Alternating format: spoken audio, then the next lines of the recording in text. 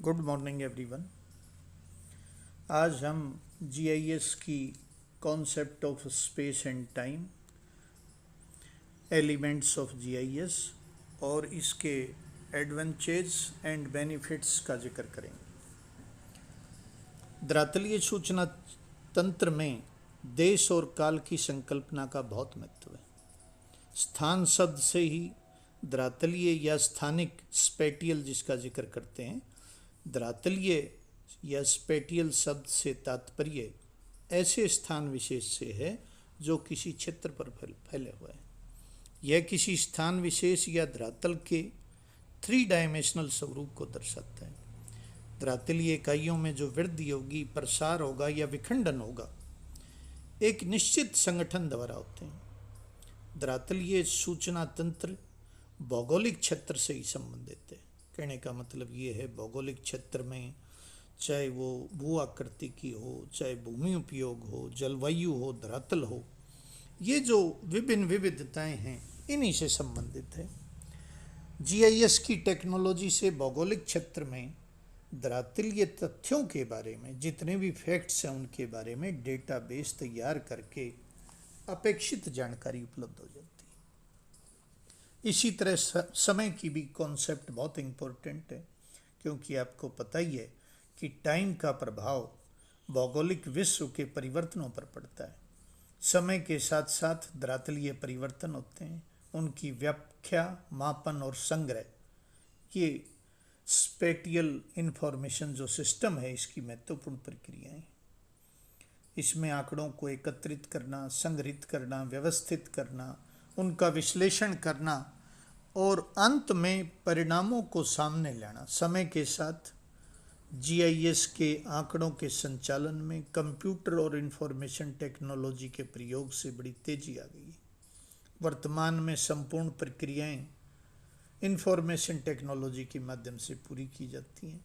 इससे ये अपडेट हो जाता है। जो भी नए चेंजेज आते हैं वो समय के हिसाब से जो भी चेंजेज आए उनको हम टाइम टू टाइम अपडेट करते रहते हैं। अब आता है कि ऑब्जेक्टिव ऑफ जीआईएस क्या है, भौगोलिक सूचना तंत्र के क्या उद्देश्य हैं।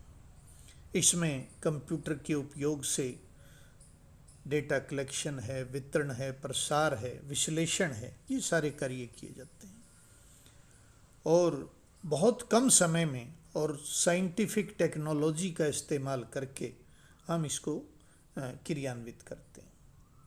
इसमें योजना के क्रियान्वयन कम समय में और कम लागत में हो सकता है। इससे ह्यूमन एफिशिएंसी बढ़ती है।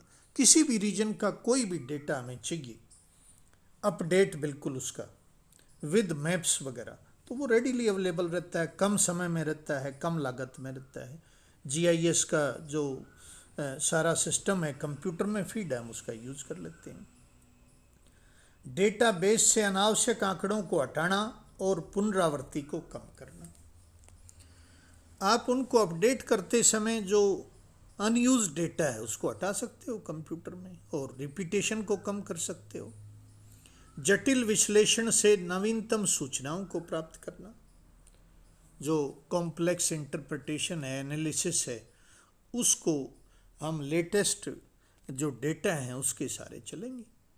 जैसे मैंने आपको बताया था, मैनुअल टोपोग्राफिकल सीट होती हैं, उनका 20-20 साल पुराने आउटपुट हैं। 20 साल में कितना चेंज हो जाता है, कितने नए रोड बन गए, शहर का कितना विकास हो गया। हर क्षेत्र में चारों तरफ जो लैंडस्केप हम देखते हैं उसमें काफ़ी चेंज आ जाता है।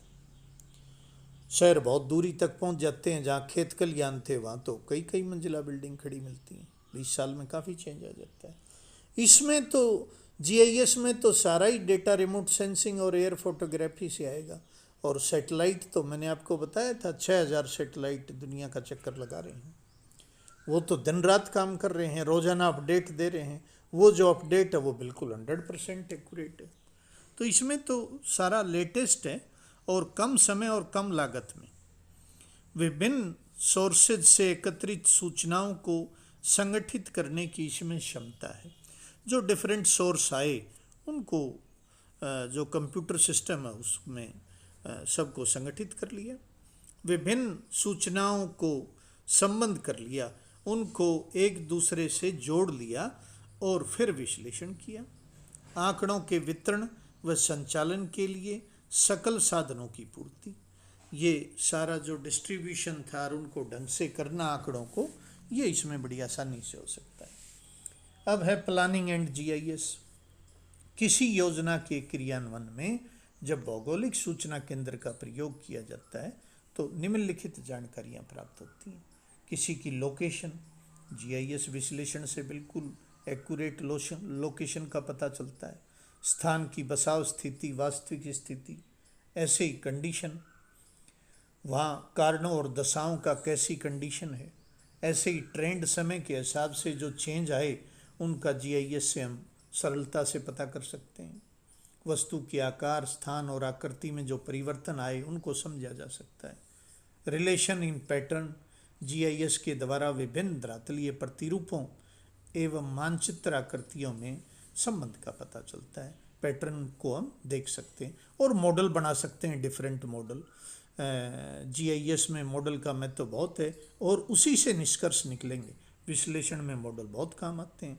एक तरह का जो सिस्टम है वो डेवलप कर लिया, उसको मॉडल कहते हैं। जो दोबारा हमारे पास डेटा है, हमने फिर उस मॉडल में फिट कर दिया और आउटपुट निकाल लिया। इसके बाद नेक्स्ट है एलिमेंट्स ऑफ जीआईएस, भौगोलिक सूचना तंत्र के तत्व। ये क्वेश्चन बड़ा इम्पोर्टेंट है। एमडीयू में 2016 में भी आया, 17 में भी आया, 18 में भी आया और 20 में भी आया, तो इसको हम ढंग से करेंगे, इसकी काफ़ी संभावनाएं हैं। भौगोलिक सूचना केंद्र तत्वों को निम्नलिखित श्रेणियों में बांटा जाता है। इसमें जो जीआईएस है उसके एलिमेंट्स को हार्डवेयर, सॉफ्टवेयर, डेटा और लाइववेयर या ह्यूमनवेयर, 4 भागों में इसको बांट लिया। एक में हार्डवेयर हो गया, दूसरे में सॉफ्टवेयर हो गया। आपको पता ही है ये दोनों कंप्यूटर से ही संबंधित है। तीसरा डेटा, जो इनपुट आपने डाला, और चौथा लाइववेयर या ह्यूमनवेयर, जो इंसान का जो रोल है वो। तो ये 4 प्रमुख एलिमेंट हुए जीआईएस के। हार्डवेयर में कंप्यूटर प्रणाली जिसका हम यूज़ करते हैं वो एक फिजिकल इंस्ट्रूमेंट है, सिस्टम है, जिसके अंतर्गत कंप्यूटर से जुड़े हुए सभी यंत्र और उपकरणों को शामिल करते हैं। इसमें कंप्यूटर प्लेटफार्म आ गया। इस कंप्यूटर प्लेटफार्म में हम personal computer, high performance work station, mini computer, main frame computer, ये शामिल करते हैं। कंप्यूटर प्लेटफार्म के बाद दूसरा इम्पोर्टेंट पॉइंट हो गया इनपुट डिवाइस। इसमें स्कैनर है, डिजिटाइजर है, टेप डिवाइडर है। इन सारी चीज़ों को इसमें शामिल किया जाता है। कीबोर्ड भी इसी में आएगा, ग्राफिक मॉनिटर भी आएगा, डिजिटाइजर भी आएगा। अब है आउटपुट डिवाइस, जैसे इनपुट डिवाइस था वैसे आउटपुट डिवाइस। इसमें प्रिंटर आएगा। अब जैसे मैंने आपको बताया फर्स्ट पॉइंट हार्डवेयर, तो दूसरा इम्पोर्टेंट पॉइंट हो गया सॉफ्टवेयर। कंप्यूटर के संचालन में प्रयुक्त होने वाले प्रोग्राम जो है उसको सॉफ्टवेयर कहते हैं। यह कंप्यूटर को विभिन्न प्रकार के कार्य करने का निर्देश देता है। सॉफ्टवेयर 2 तरह के हैं, सिस्टम सॉफ्टवेयर और एप्लीकेशन सॉफ्टवेयर। सिस्टम सॉफ्टवेयर में कंप्यूटर सिस्टम के संचालन में प्रयुक्त होता है। इसके अंतर्गत ऑपरेटिंग, प्रोग्रामिंग तथा किसी प्रोग्राम का एक भाषा से दूसरी भाषा में अनुवाद आते हैं। दूसरा है एप्लीकेशन सॉफ्टवेयर। एप्लीकेशन में जैसे कंप्यूटर प्रोग्राम हैं जो उपभोक्ता की समस्याओं के समाधान हेतु प्रयोग किए जाते हैं। सॉफ्टवेयर के तत्व निम्नलिखित हैं। इनपुट मॉड्यूल है, एडिटिंग है, मैनिपुलेशन एनालिसिस मॉड्यूल है, मॉडलिंग एंड कैपेबिलिटी है। तो ये तो सॉफ्टवेयर थे जो उसके संचालन में जो प्रोग्रामों को हम यूज़ करते हैं वो वाले। तीसरा पॉइंट मैंने आपको डेटा का बताया था। जो भी डिफरेंट सोर्सेज से आंकड़े हमने प्राप्त किए, जो अलग अलग मापनी के हैं, अलग अलग इकाइयों के हैं, वो बड़े डेटा। इसमें नंबर 1 स्पेटियल डेटा, दूसरा नॉन स्पेटियल डेटा जो रिमोट सेंसिंग से प्राप्त हुए वो, जो ग्लोबल डेटाबेस है जिसको हमने यूज किया, वो सारी चीज़ें इसमें शामिल होती हैं। और चौथा पॉइंट था लाइव वेयर या ह्यूमन वेयर।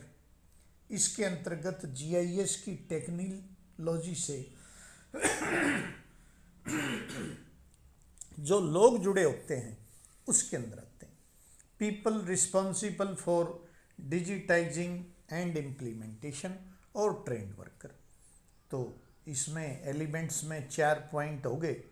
हार्डवेयर हो गया, सॉफ्टवेयर हो गया, डेटा जो था वो हो गया, और लाइव वेयर जो ह्यूमन इनपुट इसके अंतर्गत आया, इसको शामिल करते हैं। अब आता है कि भौगोलिक सूचना केंद्र के लाभ क्या है, जीआईएस की क्या एडवांटेज है, उसके क्या फ़ायदे हैं, क्या बेनिफिट है। ये भी बड़ा इम्पोर्टेंट पॉइंट है, कई बार क्वेश्चन आ जाता है इसके ऊपर। इसमें जीआईएस में अनेक सिस्टम हैं, विधियां हैं, अनुप्रयोग का मिश्रण है। ये मैनुअल भी है। भौगोलिक आंकड़ा विश्लेषण की तुलना में जो हम रूटीन में करते हैं उसके मुकाबले इसके बहुत फ़ायदे हैं। क्यों? क्योंकि ये तो computer aided design and drawing इसके अंदर है। एएफएमएम किसी भी प्रकार की जो परंपरागत हमारे पास सिस्टम थे उसके मुकाबले जीआईएस कहीं बेहतर है। कैसे? नंबर 1 पॉइंट है, मानचित्र की परंपरागत विधियों की तुलना में इसके बड़े लाभ। सभी मॉडलों की तरह मानचित्र भी पृथ्वी की वास्तविकताओं का बिल्कुल सरलीकृत प्रदर्शन है। इसमें बहुविषयक सूचनाएं प्रदर्शित करने और उसके विश्लेषण करने में आम मानचित्रों में बड़ी दिक्कतें आती थी। जब कंप्यूटर नहीं थे हमारे पास, खुद ही ट्रेसिंग करना पड़ता था यदि एक से ज़्यादा इनपुट डालना हो तो। लेकिन अब बहुत ज़्यादा एलिमेंट्स को एकदम इंटर रिलेटेड कर सकते हैं। जो हमारे पास मान लिया कोई 4-5 मैप्स में जानकारी है और वो हमें एक में चाहिए, तो हम तुरंत उसको ओवरलैपिंग कर सकते हैं, अलग अलग कलर दे सकते हैं, और ये काफ़ी आसान है। तो विश्लेषण में आसानी होती है। इससे न केवल यदि ये सुविधा ना हो तो ये काफ़ी डिफ़िकल्ट हो जाए। जीआईएस अपने डेटाबेस से अलग अलग विषयों के मानचित्र प्राप्त कर सकता है। साथ ही मल्टी लेयर्ड इंफॉर्मेशन का प्रदर्शन, मानचित्रण और विश्लेषण भी कर सकता है। ये तो जो आप कंप्यूटर को गाइड करोगे इनपुट डालने के बाद, वही डेटा आपके सामने होगा। जीआईएस मानचित्र अथवा आंकड़ा विश्लेषण की जो पुरानी विधियां थी उनसे बहुत ज़्यादा फास्ट है। वेरिएबल्स को बदल के भी देख सकते हैं। इसमें फ्लेक्सिबिलिटी भी है। कोई मानचित्र आपको किसी हिसाब से, प्रेजेंटेशन के हिसाब से पसंद नहीं आया, उसमें आप दूसरा कलर डाल सकते हो, दूसरी कोई शेडिंग डाल सकते हो। तो कहने का मतलब बदलाव की पूरी, और कागजी मानचित्रों में ये पॉसिबल नहीं है।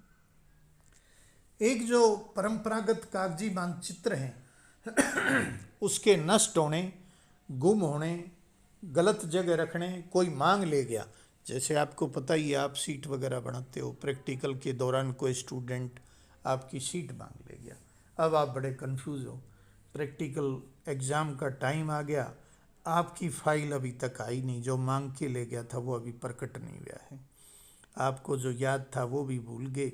जो सोचा एक्सटर्नल क्या कहेगा, कैसे उसको स्टोरी बना के बताएं कि उसको भरोसा हो जाए कि हम ठीक बोल रहे हैं। और यदि बाई चांस वो स्टूडेंट लेके भी आ गया तो आपने देखा कि वो इतना अपडेट नहीं है, उसने काफ़ी सीटें खराब कर दी। यदि ये सारा सिस्टम जीआईएस में फीड हो, कंप्यूटर में फीड हो तो नहीं आया तो आपने और प्रिंट आउट निकाल दिया, या उसको एक प्रिंट आउट निकाल के दे दिया, अपनी ओरिजिनल कॉपी अपने पास रखी, तो बहुत सी दुविधाओं से बचा जा सकता है। इसमें तो सेफ है, इसमें तो कोई दिक्कत ही नहीं है। आपने तुरंत कमांड दी और कितनी बार उसकी कितनी कॉपी कर ली। तो जीआईएस सभी प्रकार के मानचित्रों का एक कंप्यूटराइज्ड आंकड़ा आधार होता है, जिनका उपयोग नेटवर्क के द्वारा असंख्य लोग अलग अलग स्थानों पर बैठकर कोई यूज़ करे उसका। कागजी मानचित्र में आकार और स्केल को देखते हुए सीमित सूचनाओं का प्रदर्शन किया जाता है। एक संगठन को अपने उद्देश्य की पूर्ति के लिए मानचित्रों के अनेक सेट्स की जरूरत पड़ती है। आपको कई सेट चाहिए। सड़क और सीमा से संबंधित नए पुराने भी सेट होते हैं। कई बार सूचनाएं काफ़ी पुरानी हैं, आपको अपडेट चाहिए, तो जीआईएस में तो ऐसी कोई दिक्कत होती नहीं। ये तो रिमोट सेंसिंग वगैरह से जुड़ा हुआ है, तुरंत ही आपको अवेलेबल हो जाता है। जीआईएस में आंकड़े विभिन्न लेयर्स में और केंद्रीय आंकड़ा भंडार में संग्रहित होते हैं। एक साझा आंकड़ा आधार तैयार कर लेने से वो हर विभाग उसका यूज कर सकता है, तो इसके परंपरागत विधियों की तुलना में बहुत ज़्यादा लाभ है। पुरानी विधियों में बड़ी समय और मेहनत लगती थी, जबकि जीआईएस में डिजिटल मानचित्रों का हेर फेर और संशोधन आसानी से वह थोड़े समय में हो जाता है। आंकड़ों का संग्रहण व संपादन तथा उनकी मुद्रित कॉपी का प्रकाशन बहुत महंगा पड़ता है। इसी प्रकार जनरल पर्पज में किसी अकेले थीम को निकालना भी बड़ा महंगा पड़ता है। एक पर्पज के लिए आपको चाहिए, जीआईएस में तो मल्टीपर्पज कैसे ही निकालो। अब है advantage of over mapping software. Digital मानचित्र बनाने के लिए जीआईएस के अतिरिक्त अनेक सॉफ्टवेयर लंबे समय से उपलब्ध हैं, लेकिन जीआईएस केवल एक सॉफ्टवेयर नहीं है, इसमें बहुत कुछ है। इसमें मानचित्र भी है और आंकड़े का संयोजन भी है। जीआईएस का प्रयोग धरातलीय आंकड़ों के प्रदर्शन और विश्लेषण में किया जाता है। ये आंकड़े डिजिटल आंकड़ा आधार से जुड़े होते हैं। सूचनाओं का आंकड़ा आधार से जुड़ाव जीआईएस का बहुत इंपॉर्टेंट पहलू है। कहने का मतलब मानचित्र भी है इसमें और डेटा भी है, दोनों चीज़ें हैं। आंकड़ा आधार को अपडेट भी कर सकते हो, जो भी नई सूचनाएं आई उसमें आपने अपडेट कर लिया। अब तीसरा पॉइंट है advantage of over CAD. CAD की तुलना में इसके लाभ। मैनुअल मानचित्र प्रक्रिया का एक प्रभावी प्रतिस्थापन है। कैड आंकड़ों को निर्देशांक पद्धति से संदर्भित कर दिया जाता है, जिसका उपयोग मैपिंग ग्रिड के प्रदर्शन में किया जाता है। कैड के आंकड़ों को लेयर्स में व्यवस्थित करते हैं और लेकिन इसमें मानचित्रों को प्रक्षेपित और पुनः प्रक्षेपित नहीं किया जा सकता। इसमें धरातलीय आंकड़ों का भी हम विश्लेषण नहीं कर सकते, लेकिन जीआईएस में सब कुछ कर सकते हैं। कैड तो इंजीनियरिंग क्षेत्र में काम आता है, डिजाइन और ड्राइंग यंत्र के रूप में इस्तेमाल होता रहता है, जबकि जीआईएस हमेशा एक मानचित्रण और धरातलीय विश्लेषण के यंत्र के रूप में। इसमें मैप भी है और स्पेटियल डेटा भी है। जीआईएस का उपयोग मानचित्रण, संसाधन प्रबंधन, रूटिंग, नेटवर्क एनालिसिस और सूटेबिलिटी एनालिसिस सब कुछ किया जाता है। कैड पद्धति में धरातलीय आंकड़ों का प्रदर्शन ग्राफिक विधि से होता है। कैड की फाइलें परतों में व्यवस्थित होती हैं, तो इसका जीआईएस में जो परतें हैं उसमें भौगोलिक थीम को भी साथ साथ ऑर्गेनाइज किया जाता है, तो ज्योमेट्री भी होती है इसमें आंकड़ों का प्रबंधन बहुत आसान हो जाता है। तो कैड की तुलना में ये ज़्यादा बेहतरीन है। तो 3 पॉइंट हमने आज भौगोलिक सूचना केंद्र के जो लाभ हैं, बेनिफिट्स हैं, उनके किए, और जो शेष 3 हैं उसको हम नेक्स्ट लेक्चर में शामिल करेंगे। मेरी आपसे रिक्वेस्ट है कि इस चैप्टर को साथ साथ जीआईएस वाले चैप्टर को आप कंप्लीट कर लें। Thank you.